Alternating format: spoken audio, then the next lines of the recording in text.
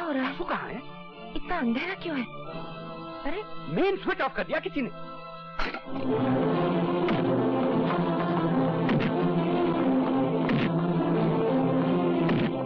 वासु! वासु! रुक जाओ बेटे, इसे और मत मारो। ये अपने आप को डिफेंड नहीं कर रहा, केस बिगड़ जाएगा। ये मुझे धीरेन ठाकुर का आदमी लग रहा है। वो है बड़ा काइया। कितनी तैयारी के साथ भेजा है इसे। तुम इसे फौरन पुलिस के हवाले कर दो। तुझे तो मैं कम से कम 10 बरस के लिए जेल भिजवाऊंगा। 2 साल कम क्यों कर दिए वकील साहब? इसे मैंने कहाँ देखा है? प्लीज यशोदा। नहीं, मैं सच कह रही हूँ। ये चेहरा मेरा देखा हुआ है। रेणुका जी, आपका रवि फिर गिरफ्तार हो गया। मेरा रवि? मेरा तो कोई है ही नहीं। वो रवि रेणुका जी, रवि जो आपकी सेवा कर रहा है। उस पर कत्ल करने की कोशिश का इल्जाम लगा है। क्या आपका रवि किसी का कत्ल कर सकता है? मगर रवि है कौन? अपनी याददाश्त की खिड़कियां खोली रेणुका जी। आप गांधारी की तरह बंधी हुई अपनी आंखों पर खोई हुई याददाश्त की पट्टी खोलने की कोशिश तो कीजिए। मैं जा रही हूँ उसकी जमानत करवाने। भगवान के लिए अपनी जिंदगी की उलझी हुई जोड़ का सिरा खोज लीजिए रेणुका जी। ये कई जिंदगियों का सवाल है।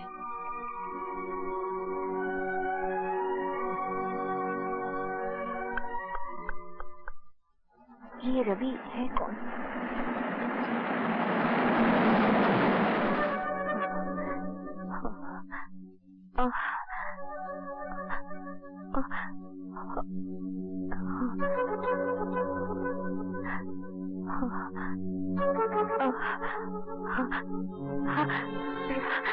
रवि, रवि! मुझे उसकी सूरत कुछ देखी देखी से क्यों लगी? ओह कम ऑन मामा, बम्बई इतना बड़ा शहर है, 1000 बार देखा होगा आपने उसे भीड़ में। मैं वैसे देखने की बात नहीं कर रही हूँ। याद नहीं आ रहा है, समझ में नहीं आता कि मैंने उसे कहाँ देखा होगा। आप बैठ के याद कीजिए, मैं चला। थैंक गॉड कि आप मिल गए। बात क्या है विद्या? आप मम्मी को बात बताइए, मैं जरा जल्दी में हूँ। प्लीज मिस्टर गुजराल, काम तो आप ही से है। अच्छा, तो फिर आप मेरे साथ चलिए, मुझे रास्ते बताइए। आप जा किधर रहे हैं? मैं जा रहा हूँ वर्ली पुलिस स्टेशन। तो ठीक है, क्योंकि मैं भी आपको वही ले जाने आई थी, एक बेगुनाह आदमी की जमानत करवाने। अच्छा, तो आप खड़ी क्यों हैं? चलिए चलिए ना। बाय माँ। बाय। आइए मिस्टर गुजराल, आइए आइए। कैसे आप? अरे रेणुका जी, आप यहाँ क्या कर रही हैं? मिस्टर गुजराल, ये आपके क्रिमिनल की जमानत देना चाहती है। मैंने बहुत समझाया इन्हें कि वो एक मुजरिम है, सजा याफ्ता। सजा याफ्ता? वही तो मैं कह रहा हूँ साहब, और सजा भी 1 महीने या 1 दिन की नहीं, 12 साल। सजा काटने का मतलब ये तो नहीं होता इंस्पेक्टर साहब कि आदमी गुनहगार भी था। सजा का क्या, आप 4 झूठे गवाह खड़े कर दीजिए, सजा हो जाएगी। मगर आप जिसे मुजरिम कह रहे हैं उसे जानते नहीं। जिस जज ने उसे 12 साल की सजा दी वो भी उसे नहीं जानता था। वो तब भी निर्दोष था जब उसे 12 साल की सजा हुई थी, और वो अब भी निर्दोष है। लीजिए, आपका निर्दोष आ गया। रवि, मालकिन आप? तुम बिल्कुल ना घबराना। एक बार मेरे होते हुए तुम्हारे साथ अन्याय हो गया है और मैं कुछ ना कर सकी, मगर मैं दोबारा तुम्हारे साथ अन्याय नहीं होने दूंगी। मालकिन, ऐसा लगता है भगवान की दया से आप ठीक हो गई। हाँ, भगवान ने मुझे तुम्हारे लिए ठीक किया है। जो मैं ना ठीक होती तो तुम्हें उस जमानत का पता कौन बताता जो मेरे पास थी। अब तो आप ठीक हो गई ना मालकिन? हाँ। आराम से पूछ लूंगा, जल्दी क्या है? हाँ। और मैं जमानत की कसम खा के कहता हूँ कि आज तक मैंने कभी ये नहीं सोचा कि आपने मेरी अमानत का ख्याल नहीं रखा होगा। जब आपको कुछ याद भी नहीं था तब भी मैं ये जानता था कि आपने मेरी चीज किसी अच्छी जगह रखी हो। पर बस बस, अब आप कुछ मत बोलिए मालकिन। अगर मैं कुछ ना बोलूंगी तो ये लोग मान कैसे लेंगे कि तुम निर्दोष हो? अच्छा, तुम ही बताओ, अपने छोटे भाई से प्यार करना क्या अपराध है? नहीं ना, मगर इसने तो उसी अपराध की सजा भुगती है, और अब तुम उसे फिर से जेल भिजवाना चाहते हो? मालकिन, यह अपराध मैंने किया है। मैंने इन पर हमला किया था, इसकी सजा मुझे मिलनी चाहिए। लेकिन तुम मुझे जानते भी नहीं, ना मेरी तुम्हारी दोस्ती ना दुश्मनी, फिर तुमने मुझ पर कातलाना हमला क्यों किया? ये सब छोड़ो भैया, मैंने तुम पर हमला किया था ना, तुम ऐसा करो मुझे जेल नहीं फांसी पर चढ़वा दो। अरे कैसे फांसी पर चढ़ा देंगे? अरे भाई तुम लोग इधर उधर की बात मत करो। मुझे लगता है तुम अपने उस भाई के बारे में जानना ही नहीं चाहते हो जो। भाई? हाँ, तुम ही बताओ मैं कैसे चुप रहूंगी? इसके भाई का पता मेरे सिवा कोई जानता ही नहीं। अगर तुम्हें सुनना नहीं है तो मत सुनो, मगर मैं बताने चाह रही हूँ। मालकिन तुम चुप रहो। तुम्हें मेरी सहेली मिसेस यशोदा गुजराल तो याद है ना? मिसेस यशोदा गुजराल? मैंने रोहन को उन्हीं के हवाले कर दिया था। बेटा बनाकर पाला होगा उसको मेरी यशोदा ने।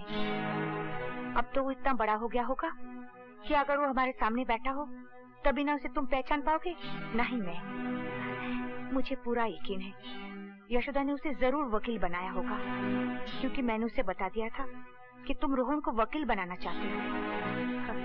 Mister Rohan Yadav, advocate. मगर मैंने उस बाल गोपाल का नाम वासुदेव गुजराल रखा है रेणुका। और ममा तो मैं हूँ बेटे, मगर ये जो आदमी जिसे तुम पुलिस रिमांड में दिलवाने आए हो मेरे भैया है।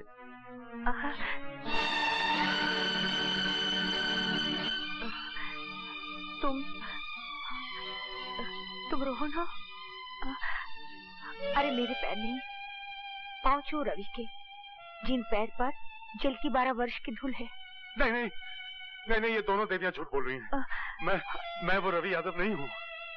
मैं रवि यादव होता तो क्या अपने छोटे भाई की हत्या करने की सुपारी लेता? झूठ मत बोलिए भैया, जरा सोचिए, जिन हाथों को आप चुमा करते थे वही हाथ आप पर उठे। इन हाथों को तो मैं काट कर फेंक दूंगा। तू कौन होता है? तू कौन होता है मेरे रोहन के हाथ काटने वाला? हाँ, ए वासुदेव गुजराल, तू क्या समझता है कि मेरे रोहन के हाथ लावारिस है? तो भैया इन हाथों को अपने चरण छूने की इजाजत दीजिए। भाई गले मिलते हैं। रो मत रोहन, रो मत। आप भी तो रो रहे हैं भैया। अरे हम तो शर्म के मारे रो रहे हैं। जिस भाई के वास्ते हम जिंदा थे उसी को मारने के वास्ते हमने ये हाथ बेच दिए। मगर तब हमें ये पता नहीं था कि तुम हो मुन्ना। मालकिन का अच्छा होना जरूरी था, क्योंकि मेरे भाई का पता सिर्फ मालकिन को मालूम था और मालकिन की याददाश्त के दरवाजे सब बंद थे। उन दरवाजों के खुले बगैर मेरे भाई का पता मुझे नहीं मिल सकता था।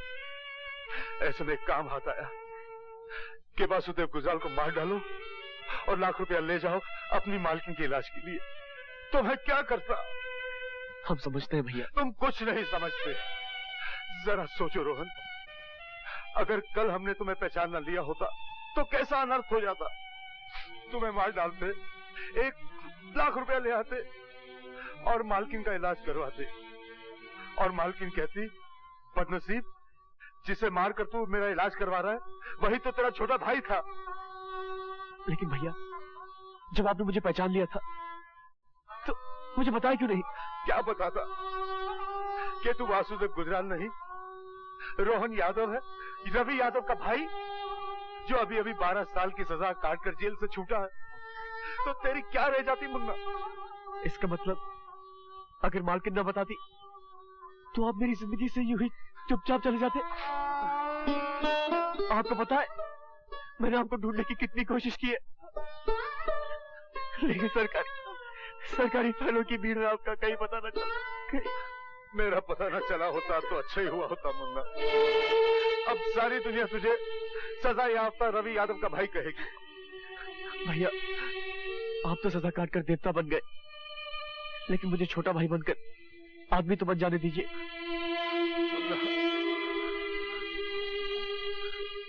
इतना परफेक्ट गेम भगवान के सिवा और कोई नहीं खेल सकता। सब बिछड़े हुए मिल गए, और मेरे भी कहाँ? पुलिस स्टेशन में। सब कहाँ मिले वकील साहब? वासु की पायल तो मिली नहीं। वो भी मिल जाएगी, बस आती ही होगी, मगर वो लाखों करोड़ों में एक है। उसे गिनती में मत आंकिए। He has a point, Mrs Gujral. वो लाखों करोड़ों से कहीं आगे है। जहाँ गिनती की सीमा खत्म होती है वहाँ पायल की सीमा शुरू होती है। Hi everybody. रवि तुम खुद देख लो। पायल बेटी, इनके पाँव छुओ। हाँ ये मेरे भैया हैं। जीती रहो और सुखी रहो पायल, मगर मेरे पाँव छूने से पहले तुम्हें मालकिन के पाँव छूना चाहिए थे। इसमें एक अमेंडमेंट है, तुम इनके पाँव तो जरूर छुओ, मगर मालकिन मान के नहीं, मां मान कर।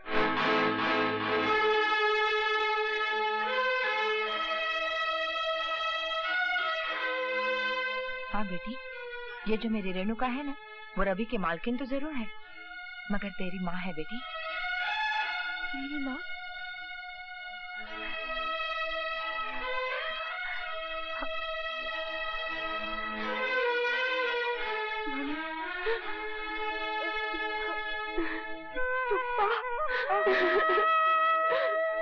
भाई इसमें हैरान होने की कोई बात नहीं। जिस दिन मैं तुम्हारी और पायल की शादी की बात करने मनोहर सिंह के यहाँ गया था, मैंने आके यशोदा को बताया, तो मनोहर सिंह का नाम सुनते ही यशोदा के दिमाग में तो घंटियां बजने लगी। घबरा सिर्फ ये था कि ये समझती थी कि रेणुका मर चुकी है। Thanks to Worli police station ये बात भी साफ हो गई। भाई जो जिंदा है वो तो जिंदा ही है ना। मालिक ने तो मालकिन को मारने की कोई कसर नहीं छोड़ी थी, और उनके ख्याल में तो मालकिन मर ही चुकी थी, मगर जाको राखे साइया मार सके ना कोई। और जाको मारे सैया उसे बचा सके ना कोई। मैं उसे नहीं मम्मी, ये मेरी और डैडी की लड़ाई है। मैं सारी जिंदगी इस झूठ की छाव में जीती रहूं कि मेरी मम्मी मर चुकी है।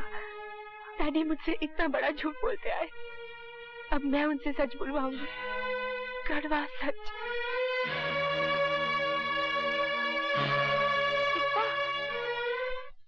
आप उस लड़के को इतना आसान समझने की भूल न कीजिए सिंह साहब, वो आपके हलक में कांटा बन के अटक भी सकता है। अरे छोड़िए श्रीमान, मेरा हलक इतना पॉलिटिकल नहीं, कांटों का इलाज मैं भी जानता हूँ। आओ बेटी आओ, मैं कब से तुम्हारी राह देख रहा था। कहाँ चली गई थी तुम? एक्सक्यूज मी अंकल, मगर पहले मुझे पापा से ये पूछ लेने दीजिए कि मेरी मम्मी कहाँ चली गई। तुम्हारी मम्मी? उनकी तो परसों पहले एक एक्सीडेंट में डेथ हो चुकी बेटे। मगर तुम्हें आज इस तरह एकाएक उनका ख्याल क्यों आ गया बेटी? क्योंकि मैं अभी अभी से मिलकर सीधी यहाँ चली आ रही हूँ अंकल। पता नहीं तुम्हें किसी ने किससे मिला दिया। तुम्हारी मम्मी कब तक झूठ बोलेगा पापा? आपने उन्हें मारना चाहा, ये सच है, मगर वो बच गई, ये भी सच है। किसी ने यकीनन तुम्हारे कान भरे। एक्टिंग मत कीजिए पापा, मैं इस ड्रामे के हर कैरेक्टर से मिल चुकी हूँ। आपने एक बेगुनाह आदमी की जिंदगी बर्बाद कर दी और वो बेगुनाह आदमी 12 वर्ष जेल में सड़ाया गया। कौन बेगुनाह आदमी? रवि यादव। इन्होंने उस फरिश्ते पर रेप और मर्डर का केस चलवाया अंकल। शेम ऑन यू पापा। और आपकी इस चाल ने बेचारे रोहन की जिंदगी की जड़ें उखाड़कर एक तरफ फेंक दी। वो तो उसकी किस्मत अच्छी थी कि उसे मिसेस गुजराल की प्यार की जमीन मिल गई और उसकी जिंदगी ने फिर जड़ पकड़ ली। आप मेरी मम्मी, रवि भैया और रोहन का कर्ज कैसे उतारेंगे पापा? कैसे उतारेंगे? आप इंसान नहीं है। अगर आप रवि भैया रोहन की जिंदगी तबाह कर सकते हैं, अगर आप मेरी मम्मी को कत्ल करने की साजिश कर सकते हैं, तो अगर आपकी बेटी आपके राह में आए तो आप उसे भी हटा देंगे।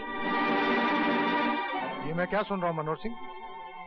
अगर तुमने ये सब कुछ किया है तो बहुत ही बुरा किया है, और उसकी सजा ये है कि तुम्हारी बेटी तुम्हारे सामने तुम्हारे ही बारे में ये कड़वे सच बोले और तुम उसे चुपचाप सुनो।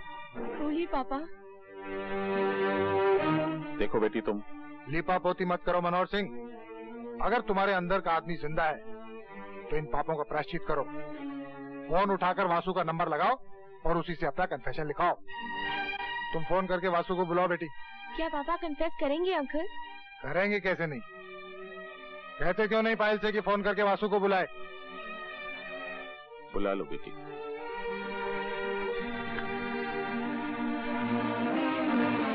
हेलो, कौन? वासु, तुम फौरन यहाँ आ जाओ। पापा तुमसे अपना कन्फेशन लिखवाना चाहते हैं।